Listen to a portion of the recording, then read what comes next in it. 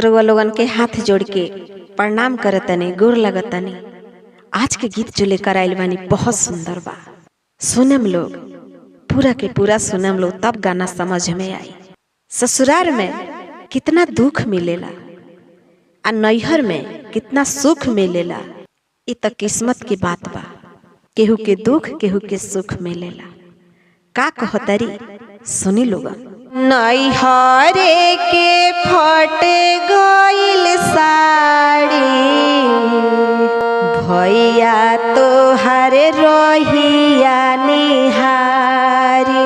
कहतरी बहिन, नैहरे के फट गइल साड़ी,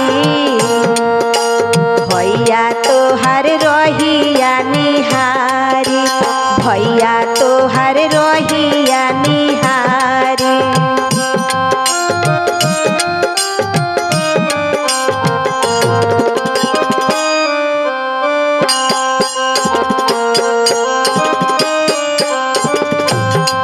कहतरी ससुरा में सास मोहे मन ही ना भावेली, ससुरा में सास मोहे मन ही ना भावेली।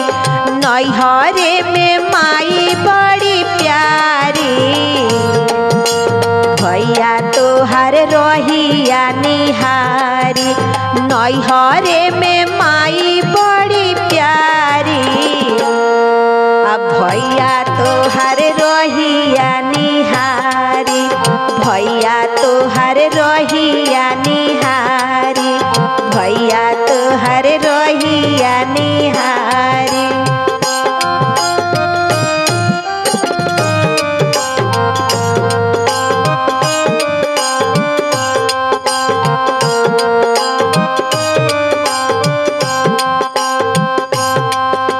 ससुरा में जेठनी मोहे मन हुना भावे, ससुरा में जेठनी मोहे मन हुना भावे, मन ही ना भावे सखी, मन ही ना भावे।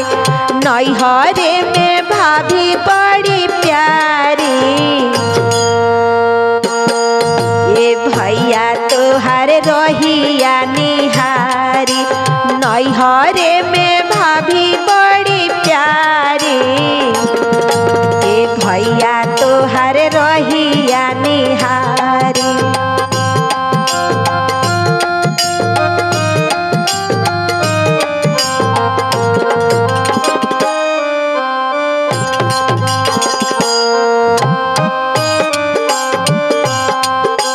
ससुरा में ननद मोहे खूब गोरियावेली, ससुरा में ननद मोहे खूब गोरियावेली।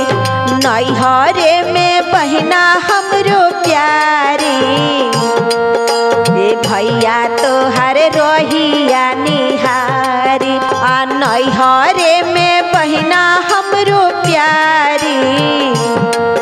ए भैया तोहर रहिया निहारी।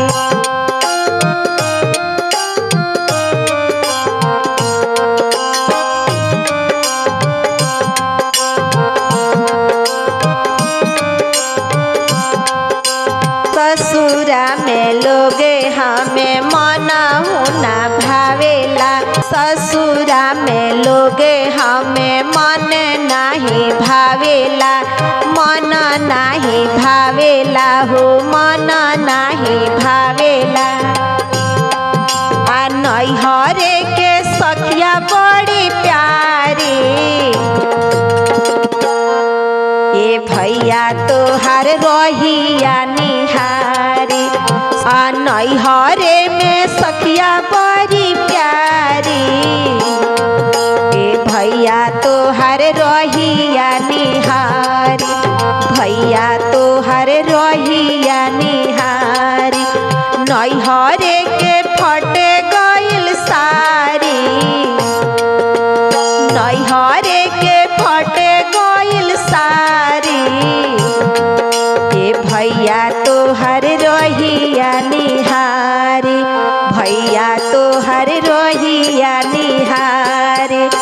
भैया तो हर रोहिया निहार।